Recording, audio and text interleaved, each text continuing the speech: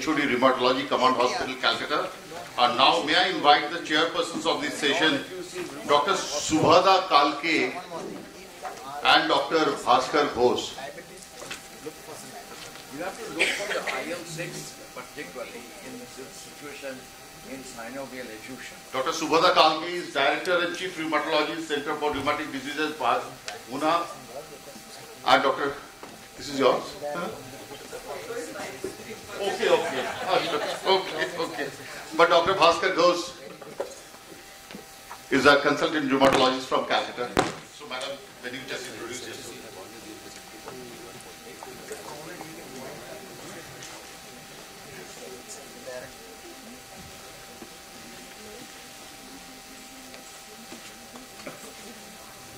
As we all know, if you can give us the setting slide, please. Initial presentation slide you have?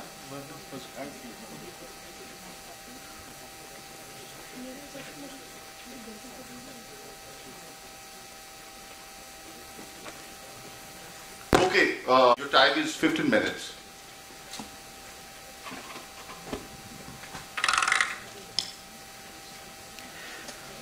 Very good afternoon, and at the outset I would like to extend my sincere thanks to the organizer for giving me this opportunity. So today my duty is to tell an interesting case regarding back pain. Back pain is our what we encounter every day, daily basis. So as we know, most of the back pains are mechanical back pains, but most of the time our main concerns with the spondyloarthropathy. So this case of this 27-year-old male who for the first time in 2019, who is an occupation barber by occupation, came with low back pain which was hampering his work, and initially tried with NSAIDs, multiple NSAIDs with temporary response, but not much improvement. So he visited one of the doctors. So there is a workup for the spondyloarthropathy. So other than back pain and other joint pains, he do not have any other symptoms like uveitis, no psoriatic features, no IBD related, no other extra articular manifestations related to spondyloarthropathy. Neither he had any history relevant to any family history of similar kind of illness. So he subsequently undergone workup for HLA-B27 which was negative, and X-ray pelvis with MRI SI joint was done during that time. So this was the initial X-ray of 2019, which was not much contributory at that point of time. You can only appreciate the LS spine X-ray. There is some straightening of the LS spine, so that could be for several reasons. So next he undergone an MRI of the SI joint. So there was some marrow edema in the right SI joint. So it was reported at patchy T2 hyperintensity seen in the sacroiliac joint, predominantly at the sacral aspect of the right SI joint, suggestive of marrow edema, and reported as suggestive sacroiliitis. So he visited, there was the initial possibility of the spondyloarthropathy, and the MRI turned out to be suggestive of sacroiliitis. So he was diagnosed as a spondyloarthropathy and started with sulfasalazine. It was almost 2020, but he did not respond. So he was started on adalimumab. After 3 months of regular adalimumab, there is no response. He changed his doctor, he shifted to an orthopedic surgeon. He again started on adalimumab, but from a different brand. So again, no response. Next 2 months, again he changed to another orthopedic surgeon, but surprisingly again adalimumab from a different brand. So question was, by that time it was 2021, he was almost wheelchair bound, and it was thought to be an SPA related hip involvement. So this was the X-ray, and this was the subsequent X-ray at that point of time. It was thought to be spondyloarthropathy related hip involvement, and he undergone THR right, subsequently left, bilateral THR. But there was no improvement. He was wheelchair bound, not able to work, there was severe pain hampering his work. So that point of time, he got admitted in one of the hospitals So due to persistent back pain and unable to work, and despite having THR, he was instituted infliximab for his back pain. But again, there was no response, no improvement to the back pain.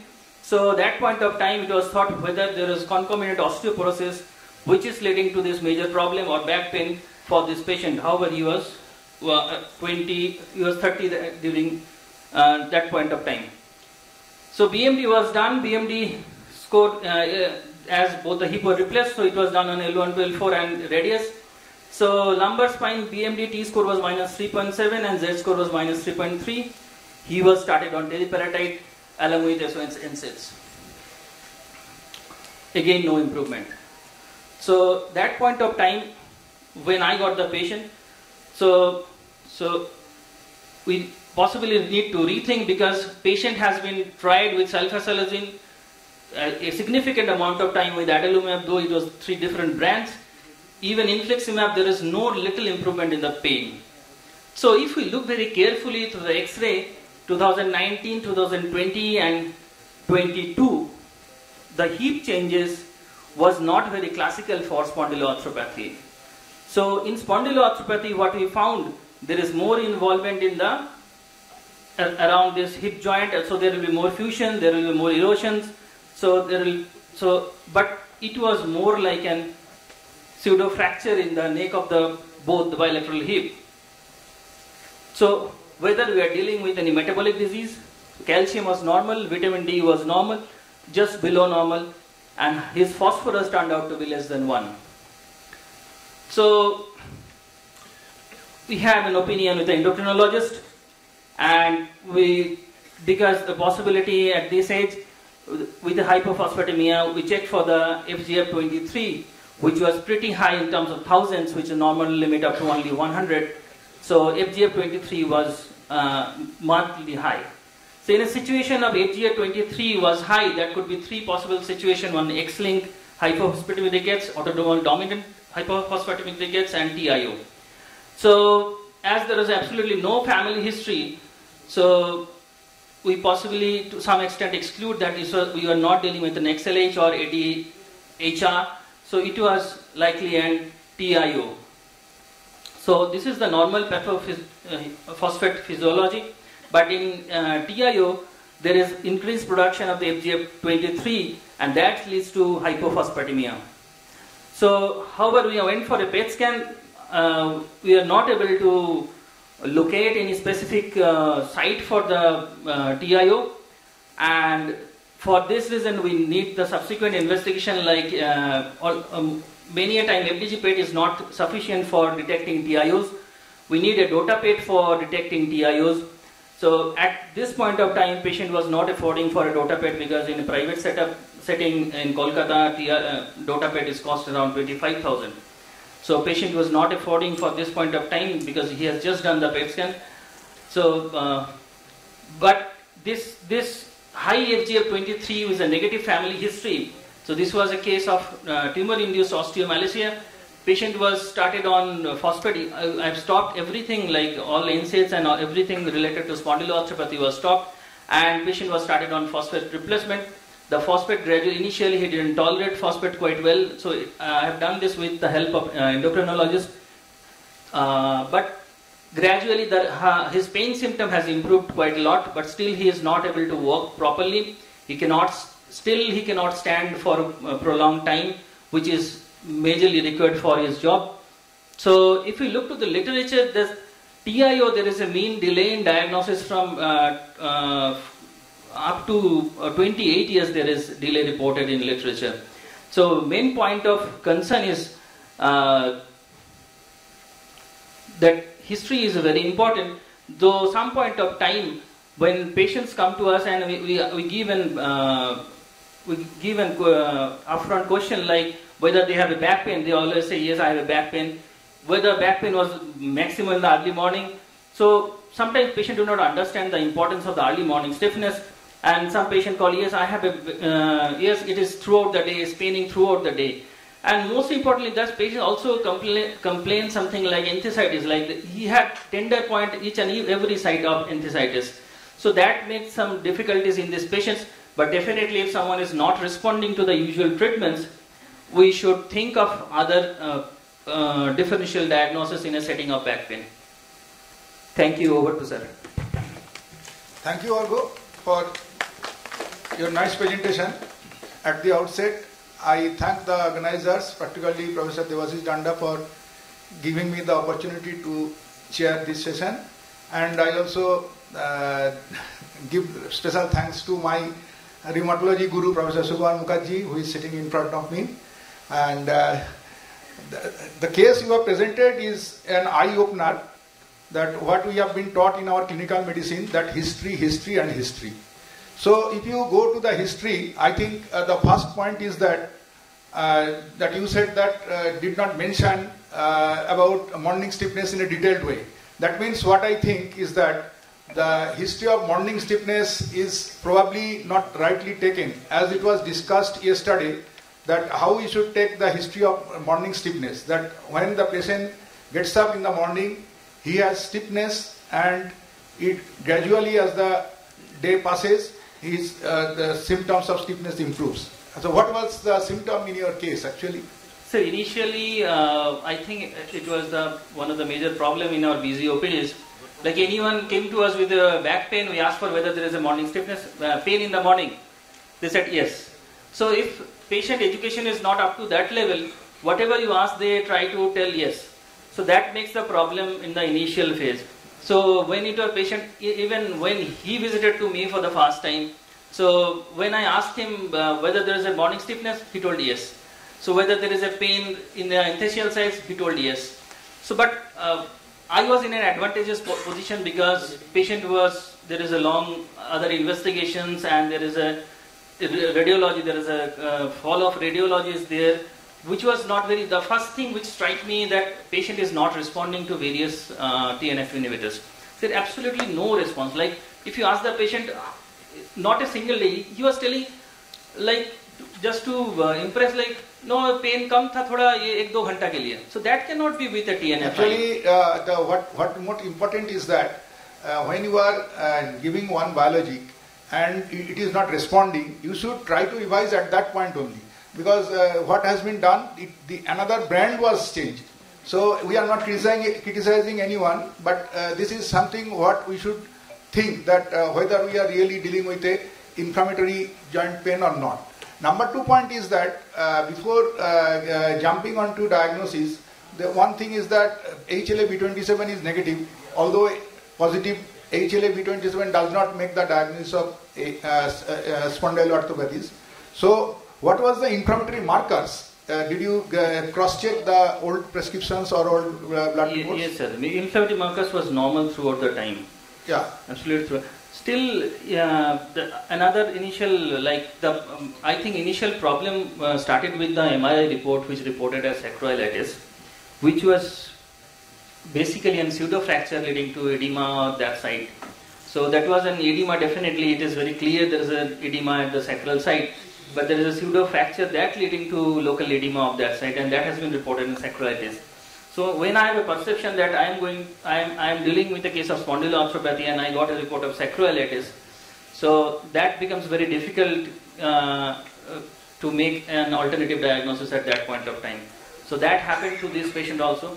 Initial, when he visited to me, I had also an impression like he may not be responding to adalimumab, because 3 adalimumab was tried out from different brands.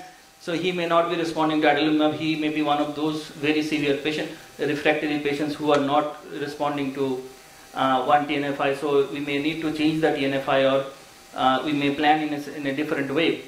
But 2 important clues, as sir mentions, the inflammatory markers were throughout normal. And second important point, the radiology of the hip. It was not at all going with the spondyloarthropathy. So it was like there is some. Yes, the next point. Sorry to interrupt you. The next point is that you should see the radiological reports on your own eye, and you should cross-match with your patient's finding. Otherwise, you may miss something.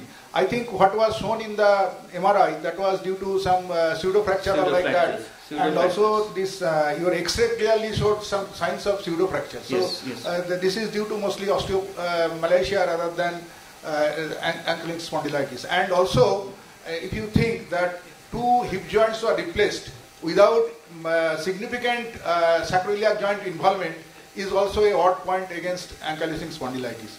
So hence, I think you did the right thing, and so that, and also in these cases, I think that we should go for this full calcium panel, like calcium, phosphorus, alkaline phosphatase, vitamin D, and so that you can get the full picture. Sometimes you don't go for phosphorus, we go for just only calcium, and also you should include, if you do total calcium, you should include albumin also, so that you can get the exact calcium value. So calcium, phosphorus, and also vitamin D level, and also alkaline phosphatase, these 4 are very important as far as calcium metabolism is concerned. And had that been done, I think your diagnosis would have been confirmed earlier. Now another thing is that although you did not get any neoplasia, probably some mesenchymal tumor which is which may cause this type of symptoms.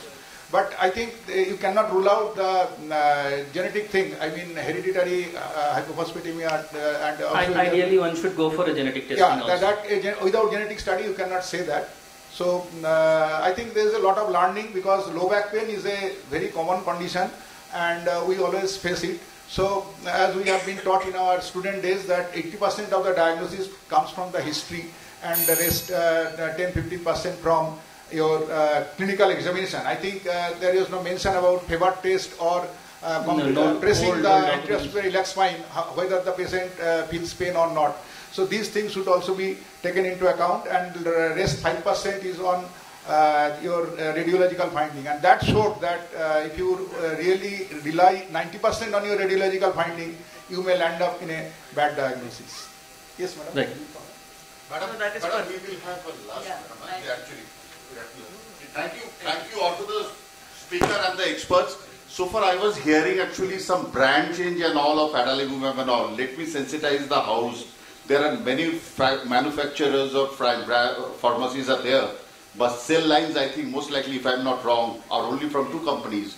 Most likely the Hetero and the Reliances. They can only sell, the thing is that original cell lines. So these brand and all, really one cannot make out. Without much ado, some more inputs on the back pain. May I invite Dr. Vaijayanti Lahu Joshi from Pune, and Madam is going to speak on back pain outcome, past, present and the future. Madam, just take you 15 minutes.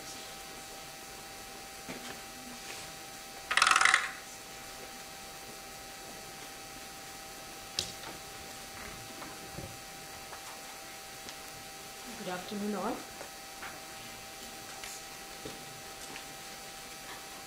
Thank you, Chairperson, and thank you, organizers, for the opportunity.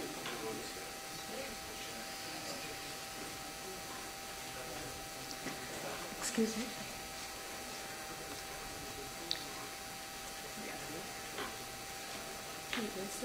Sorry, this is the pointer. This is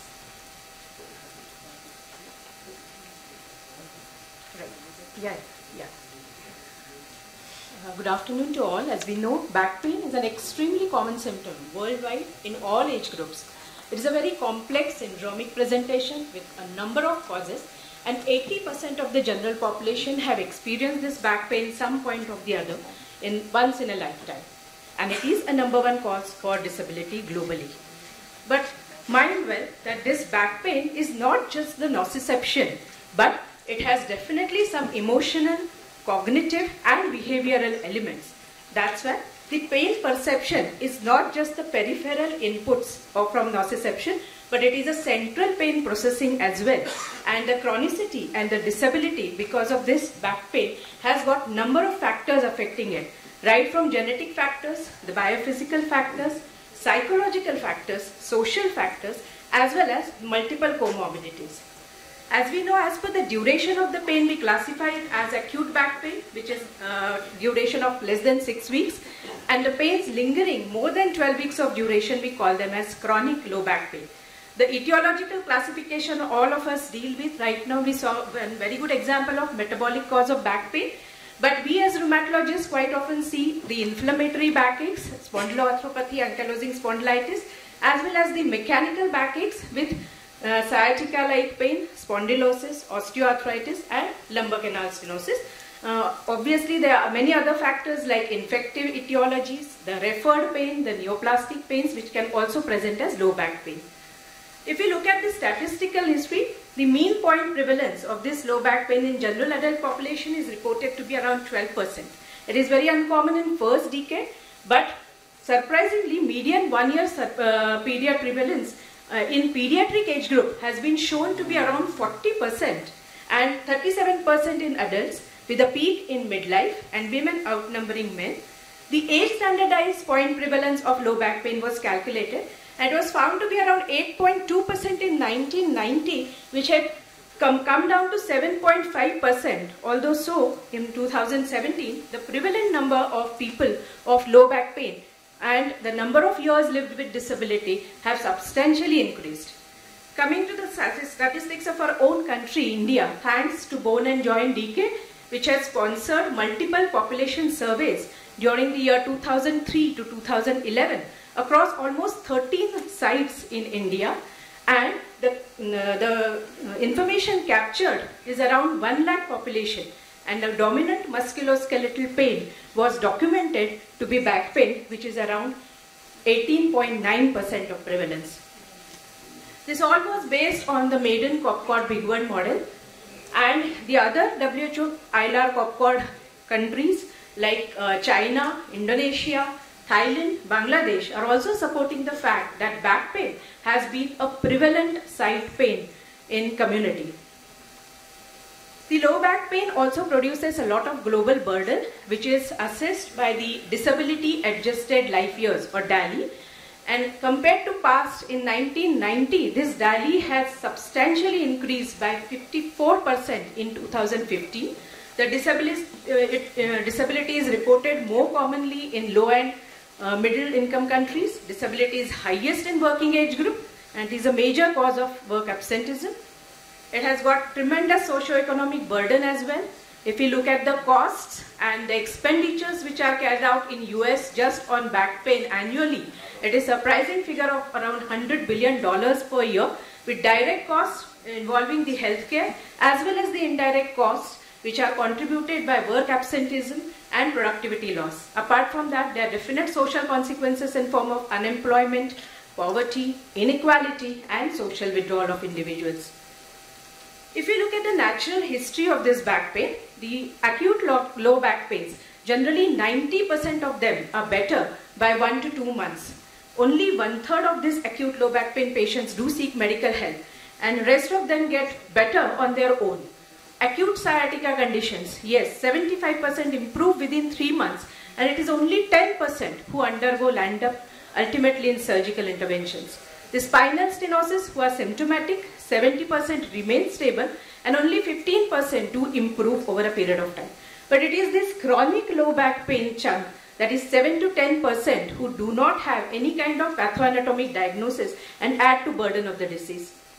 If you look at the risk factors, yes, there are few risk factors which can predict this persistence or progression of low back pain.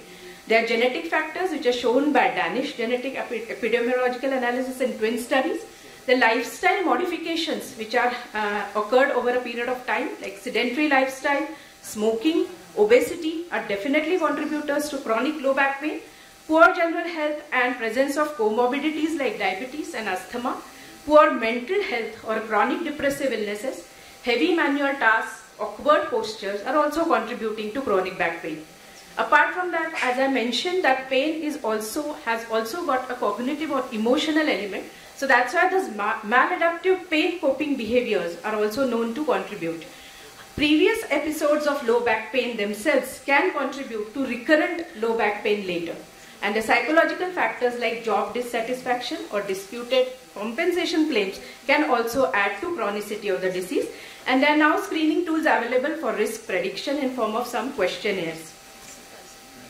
Coming to diagnosis and treatment of low back pains over the period of years, the American College of Physicians and American Pain Society have jointly come up with the guidelines in year 2007. And as Sir mentioned, the history and physical examination have been really pivotal for the preliminary diagnosis and further action plan of this back pain. Imaging in back pain is definitely a very controversial and disputed thing, but imaging is not required unless the symptoms persist for more than 6 to 8 weeks, or this pain is associated with red flags. The major role of imaging comes whenever there is a severe or progressive neurodeficit, or whenever there is some underlying suspected systemic inflammatory or infective disease or vertebral fracture. So neither MRI nor X-rays have shown any improvement in clinical outcome or prediction of recovery course. Indiscriminate imaging, however, adds to misleading findings, radiation exposure and cost to the patient. This is a current stepwise approach to management of low back pain, which is a very common stepwise ladder approach. What we see, there are some conservative measures in form of pharmacological and non-pharmacological treatments. If they don't really work well, then one proceeds to some invasive elements like injections, intrafacetal injections, epidural injections, radiofrequency ablations, and if still not working, one may proceed to surgical interventions in form of discectomy. Coming to each strategy in individual, if we look at the guidelines and the evidence base, then the advice to remain active is one of the very important things to be given to the patient at the outset. The education, educate the patient regarding the low back pain, its natural course, and the probable etiology and the course. That is very, very important as a first line treatment for all acute as well as chronic back pains. As far as non-pharmacological measures are concerned, the exercise therapy has definitely proven role and is definitely advocated as a first-line treatment for chronic low back pains. Bed rest, supportive corsets, braces, infrared diathermies are no longer advocated for management of back pains. The spinal manipulations, massage, then acupuncture, all yoga, all those have found a place as a second-line treatment or adjuvant now in those guidelines. And these can be used either alone or in combinations or as interdisciplinary rehabilitation mechanisms. Coming to pharmacological things, our age-old paracetamol does not find a role as a primary analgesic for both acute as well as low back pain. It is not recommended. However, non-steroidal anti-inflammatory agents can be used for a short course of time, and considering the other factors of the patient, other comorbidities, the selection should be according to that. Skeletal muscle relaxants, again a debatable role, but limited use in acute back pain selected patients, no role in chronic low back pains. Then opioids, this has a very controversial and debatable again role, especially in high income countries like US. It has been used rampantly, but again the guidelines do advocate very limited use in selected patients and with lot of caution. Systemic steroids absolutely not advocated for any kind of acute or chronic low back pains.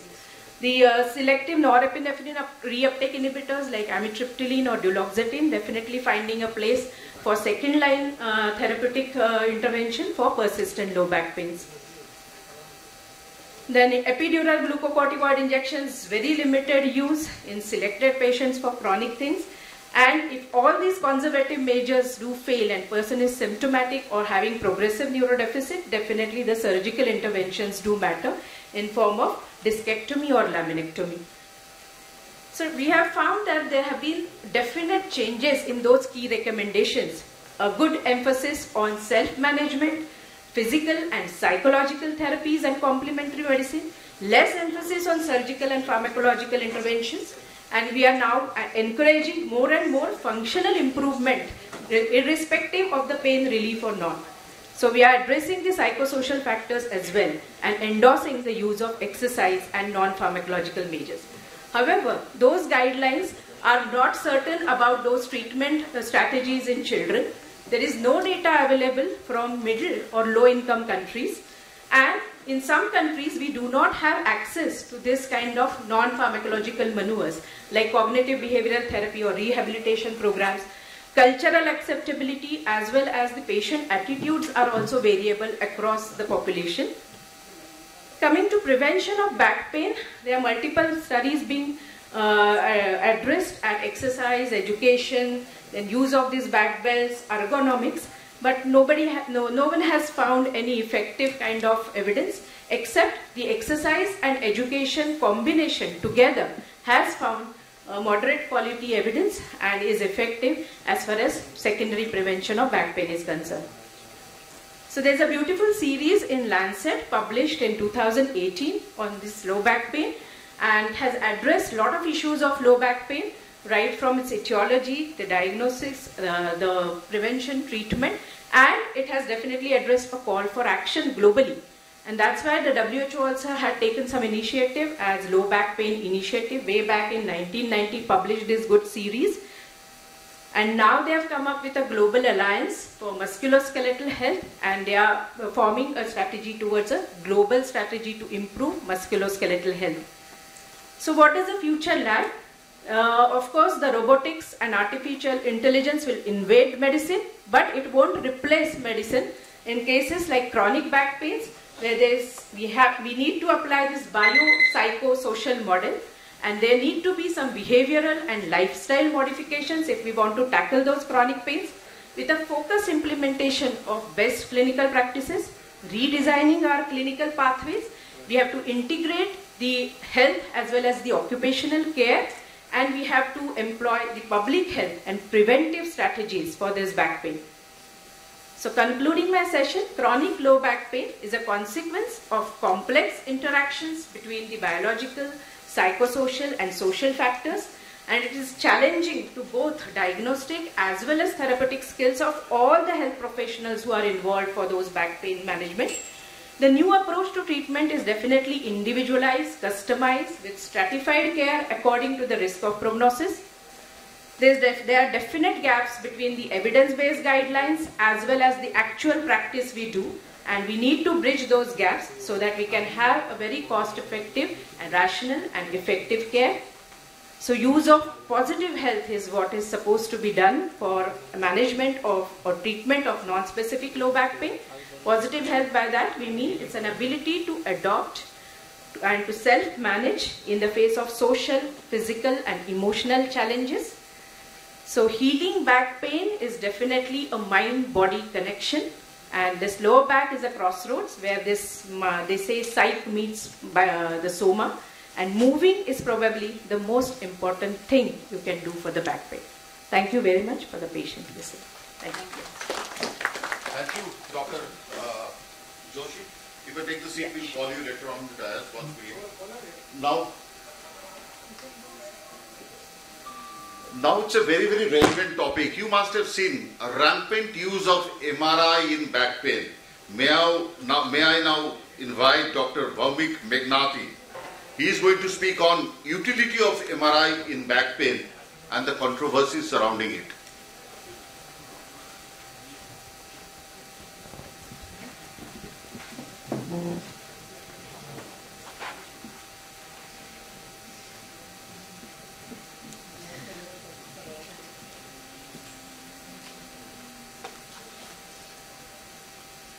Thank you very much for the kind introduction.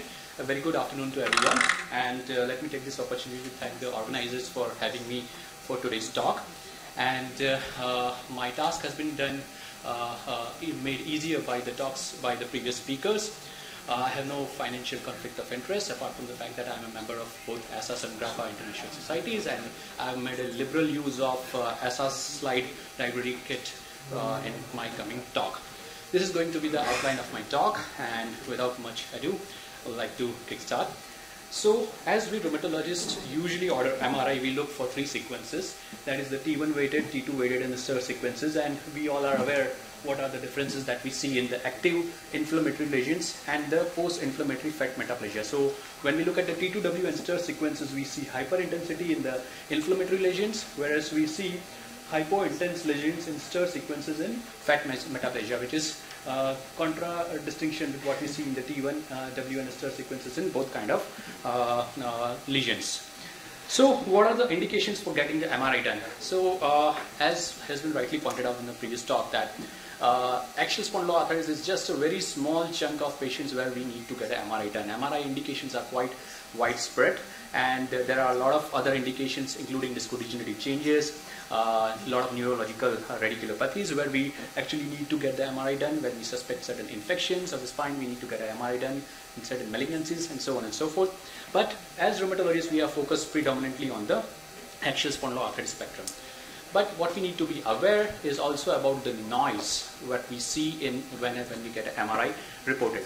This study highlights that In asymptomatic people, when MRI was done, there is a significant portion of normal healthy people who will show a lot of noise. So as you can see, disc degeneration, signal loss, height loss, disc bulge, this all is present starting from 20 years or so, and as you progress, as you see that as the age progresses, the prevalence increases. So we need to be aware that such kind of signals can be present even in young age group as well, who are asymptomatic.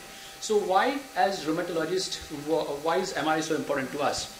Because earlier we are aware that spondyloarthritis was used to be classified or diagnosed based on the modified New York criteria, but as we are aware with the advent of the latest technologies and the availability of biological medicines, this time duration can be brought down and we can actually treat early and prevent the progression, and this significant time duration delay of 7 to 10 years can be brought down by use of MRI. And there is a recent study published in 2021 in which they compared the use of X-ray, CT, MR, combining use of X-ray and MR and CT with MR, and looked at the sensitivities of each of them. And what was important to see was that when you use MR alone, we have significant sensitivity and specificity to reach a diagnosis. So MR in itself is a modality which can be self-sufficient for making a diagnosis of spondyloarthritis. So essentially it is important both for classification of spondyloarthritis and also from prognostication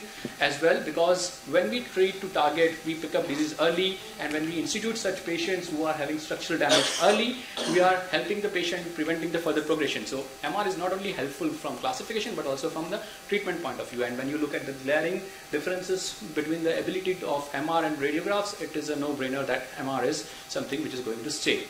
What is more important is the difficulty in getting the sequences, and it is a challenge because sacroiliac joint is not a simple joint and it is a complex joint, and as you can see there are two components. There is a cartilaginous component, there is a ligamentous component, and when we order for an MR of the sacroiliac joint, the technician who is performing the MR needs to be aware that we need specific sections which are the semi-coronal or semi-axial slices, which should be screened adequately in a proper protocol manner so that we have adequate slices to comment on.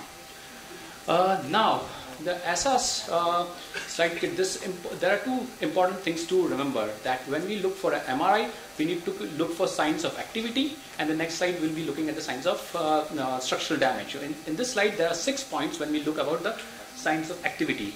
The 6 ones are the bone marrow edema, capsulitis, joint space enhancement, inflammation at the site of erosion, which is also called as backfill, enthesitis, and joint space fluid. So out of all of this, joint space enhancement can only be looked when we do contrast. So until unless we do contrast, we are not able to find the joint space enhancement. Rest all the things we are able to do with the routine sequences that we perform, which is the STIR sequences and T1 and T2W sequences. Coming to the structural changes, again there are 6 important points we need to mention. In structural changes, we look for erosions, we look for fat lesions, we look for fat metaplasia in an erosion cavity, sclerosis, ankylosis, and bone bud. Now, summarizing this all 6 inflammatory and structural lesions, the recent paper from Walter Maximovich highlighted that out of all this 12, if we are really looking for the ones which are highlighted in red, that is the bone marrow edema, inflammation at the site of erosion, the inflammatory lesions, and if we look at the fat metaplasia, the backfill, the bone erosions from the structural lesion point of view, then we are able to mostly make a very diagnosis of spondyloarthritis with very great high level of confidence. Now, what are the guidelines? The guidelines for active sacroiliitis based on the ASAS axial spondyloarthritis criteria. Remember the word active sacroiliitis. For that, it is mandatory to have bone marrow edema or osteitis. It is a mandatory component. And what is most important, which we people forget, and it has been from the onset when the 2009 criteria were published, was that it has to be looked, the pre-test probability is to be very high. MRI appearance must be in a highly suggestive patient of spondyloarthritis. So if you look back at the patient which Dr. Argya presented, if the history was taken properly, if there was no significant inflammatory back pain, the inflammatory markers were not high, and there was no X-ray radiographic sacroiliitis, then we must also take it with a pinch of salt that whatever we are applying has to be with a significant pretest probability in a patient who is highly suggested spondyloarthritis. If bone marrow edema is absent, and if you are finding signs of synovitis, enthesitis, capsulitis without the concomitant BMO, then we cannot label them as active sacroiliitis. However, based on the clinical spectrum, we might consider them as structural changes. So this is a classical patient, 26-year-old young male with inflammatory back pain of more than 3 months duration, a high C-reactive protein, HLA-B27 positive, and if we look at the T2, T1W and star sequences, we are able to see that there is a bone marrow edema, which is multifocal, subcontrol in location, and the lesion is significant in size, and if you see, the margins are not clearly defined. This point is important to differentiate from fat metaplasia, and this is multifocal with significant size, so this is very important. This is another slide showing the same thing, that there is bone marrow edema on star sequences. What is important to know is the location. Subchondral region of the cartilaginous portion is the most frequent location where we look for bone marrow edema. And what are the reference based on which we can say it is a bone marrow edema is the sacral intervertebral foramen, which should be taken as reference, based on which we look for the bone marrow edema, and that is, as we can see, is significantly bright and is almost having an intensity like a CSF fluid in this case. What is more important, the pitfalls in bone marrow edema? As we had seen in Dr. Agya's case, that it was a pseudo fracture due to tumor-induced osteomalacia. Similarly, bone marrow edema is something which can be picked up very frequently in normal, healthy recreational runners, joggers, cyclists, athletes who play ice hockey, so on and so forth, in the range that 41% of them report bone marrow edema. And the location for this is very important. It's posterior lower ilium and the anterior sacrum that is affected. Similarly, the postpartum period, in the early postpartum period, you can see that there is a significant proportion, 33% of healthy postpartum females can have bone marrow edema. So there are a lot of pitfalls when we look at only bone marrow edema as the specificity for sacroiliitis, and that is why it is very important to have a very high pretest probability. What is important is this from paper from Walter Maximovich from Natural Review of Rheumatology. He has mentioned that if the bone marrow edema is present in 3 quadrants and if the depth is more than 1 centimeter, then we are looking more forward towards a case of spondyloarthritis. What is fat metaplasia? Fat metaplasia is bright on T1. It has very significant distinct borders, as which is in contradiction to the bone marrow edema, and it is homogeneously bright throughout. Why it is important? Because what is happening is, over a period of time when the acute changes go into chronicity, it passes through a subacute phase where it undergoes fat metaplasia in the erosion cavity, which is called as the backfill. So this slide depicts the fat metaplasia occurring in the erosion cavity, and subsequently what we can see is in the baseline and the 2 years the ankylosis is formed due to this process of backfill leading to the ankylosis. So this fat metaplasia is an intermediary strip, and there are some pitfalls in fat metaplasia as well. There is this study which points out that healthy individuals, around 15.3% of healthy individuals can have fat metaplasia, and as the age increases, the prevalence of fat metaplasia increases from say 50% to 94%. So this is another pitfall when we use fat metaplasia as a indicator. What is more important is that we need to look at the anatomical distribution of fat lesions, erosions, and if there is a combination of widespread fat lesions and erosions which are in the centrally or posterior located region, as well as if there are multiple erosions which are bilaterally present, then it is going more in favor of spondyloarthritis.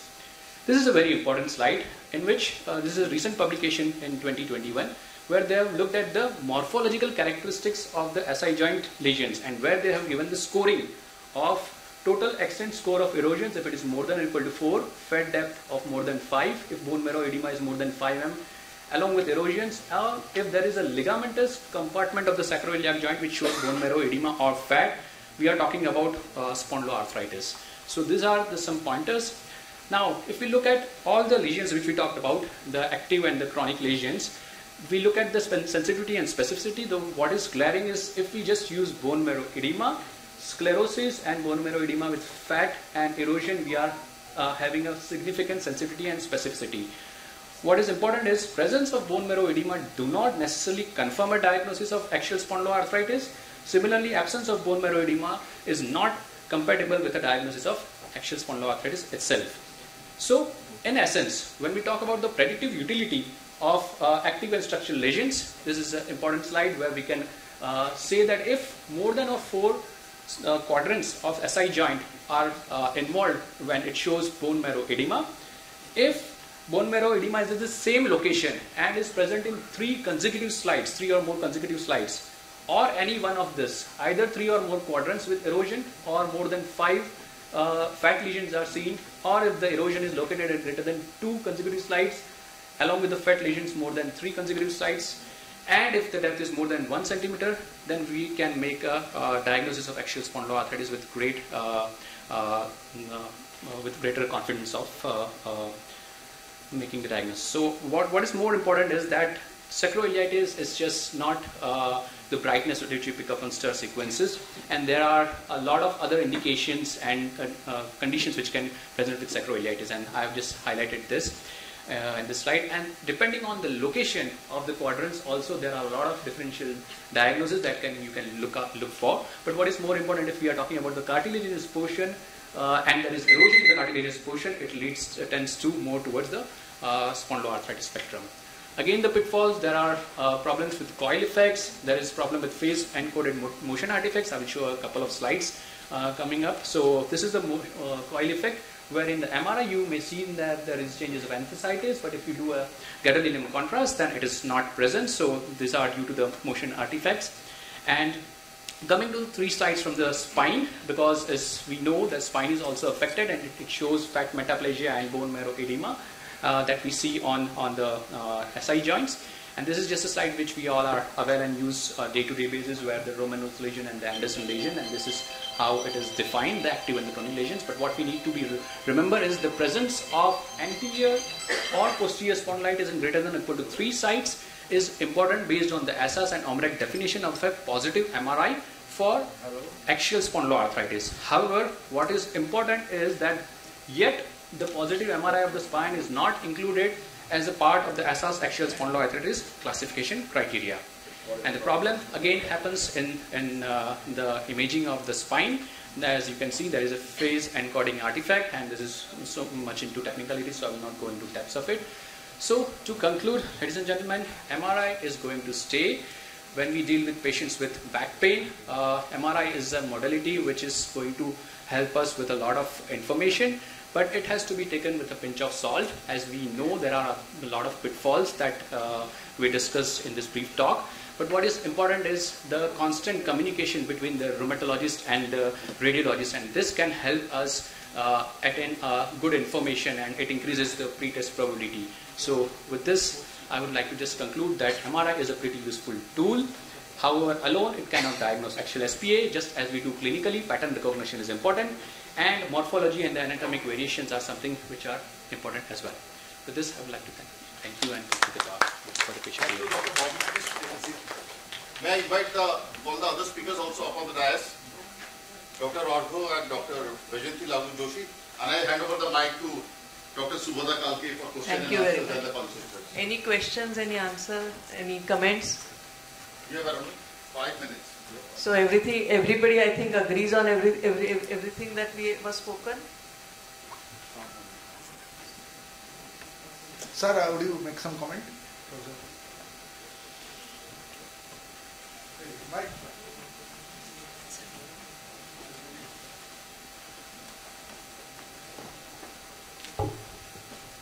In our country, whenever sacroiliitis is a feature, and young man is always prefer to exclude tuberculosis as a possible diagnosis. Many a time autoimmune diseases are being treated and they land up with the erosions, and erosion look alike. Unless you take a pretty history of systemic features, even MRI unilateral sacroiliitis differential diagnosis is usually either psoriatic arthropathy or it may be tuberculosis, and this differential diagnosis should be remembered with the clinician. Yeah, please. Dr. Abhishek from Bangalore. My question to Dr. Alkia, what was the alkaline phosphatase of the patient?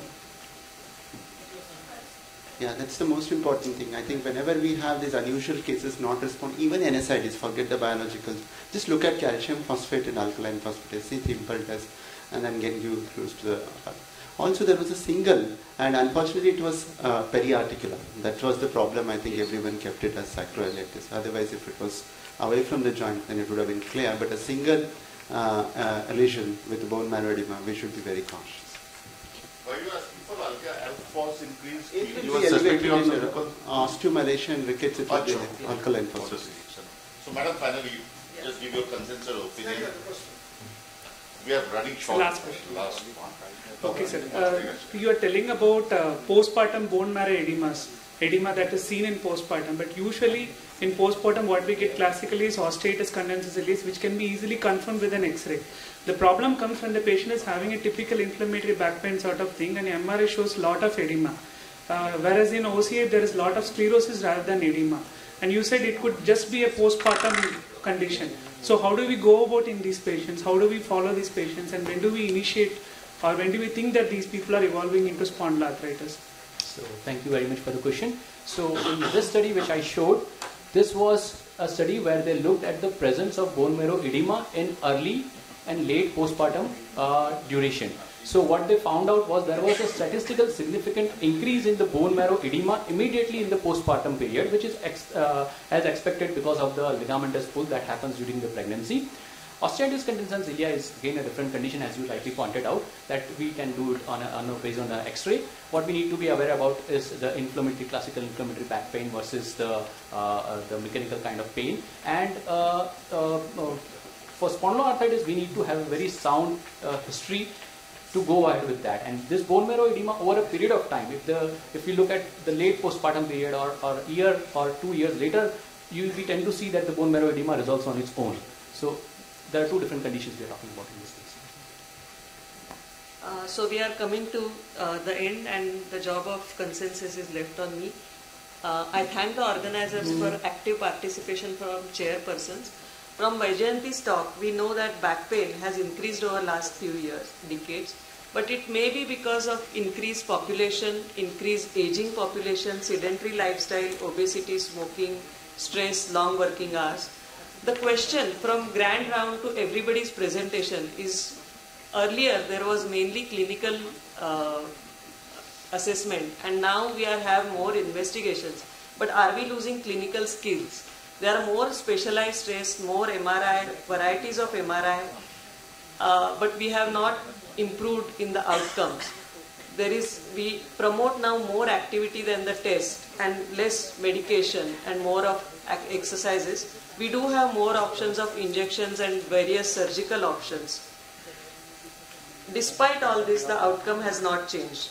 And this is mainly because the complexity and biomechanics of the spine makes it difficult to identify specific anatomic lesion with precise diagnosis. If we look at this slide, you will see that whatever we can see on MRI is only 10 to 12% of the diagnosis, and remaining 70% is labeled as strain, sprain, non-specific chronic back pain. So we really don't know the specific diagnosis in all these cases. So there is a disparity between recommendations and practice. And why is that? That is because there is short consultation time. So probably the history of details of morning stiffness and things like that are missed. Clinicians' poor knowledge and misconceptions about the clinical guidelines. Fear of litigation about the missed rare pathology. A rare desire to maintain harmonious. So sometimes the patients may demand investigations or certain treatments, that I am in too much pain, I need something, you do something, or you do MRI and so on.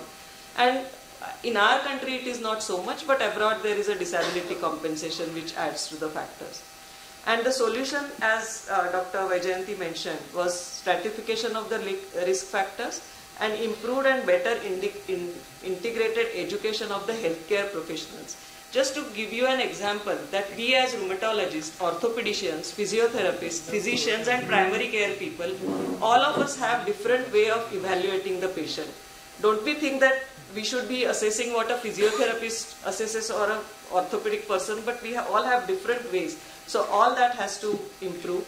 If you see people on the thing on the left side, they are mainly inflammatory infectious conditions which are kind of red or yellow flags, and Dr. Bhaumik has already discussed in details about how to differentiate about the bone marrow edema artifacts and how to diagnose different conditions on the left side. What MRI will not detect is mainly the condition on right side, like myofascial pain syndromes, QL syndrome, gluteal syndromes. Degenerative disc may be seen on the MRI, but whether they match with the symptoms, we don't know. Muscle deconditioning, improper posture, biomechanics, overuse, all soft tissue injuries, all this is not seen on the MRI. And so, as you have seen in 70%, we don't know where the diagnosis is. So obviously MRI will not help, and then we are left for confusion about the treatment. So the consensus is that thorough clinical assessment and assessment of risk stratification is important. Judicial use of investigation, especially MRI. Avoid chronic pharmacologic therapy, use of exercises, physiotherapy, active involvement, and conservative treatment as far as possible. Only in few selected patients surgical option is considered. And future is possibly, if we know more about the clinical diagnosis, how to do that, possibly we will be better off. Avoid rest and early exercises, and even in prevention, if we could employ that, I think we will be better off. And of course, investigations are there to help us whenever we are in doubt. And I hope from chronic back pain we can reach this stage. Thank you very much. Thank you, Dr. Subhadra Kalke. Thanks, Dr. Bhaskar Ghosh, the experts, and the speakers, Dr. Argha, Dr. Joshi, and Dr. Bhaumik. And hereby I conclude the session.